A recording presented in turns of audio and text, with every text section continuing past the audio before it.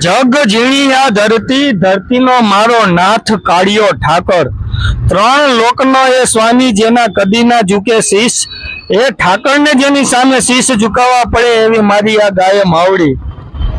આપણા રાજકોટ શહેરની સીમમાં આવેલ કોઠારિયા ગામ પાસે રામ રણુજા મંદિરની પાછળ એવા વીર મામા સાહેબ ગૌશાળા, જેમાં નવનિર્માણનું કાર્ય થવા જઈ રહ્યું છે, જ્યાં ઘણા વર્ષોથી પોતાનું જીવન ગાયોની સેવામાં સમર્પણ કરી દીધું છે, એવા ગાય માતાના ભગત શ્રી છગનભાઈ ઢોલરિયા, જેમને ખૂબ ખૂબ વંદન।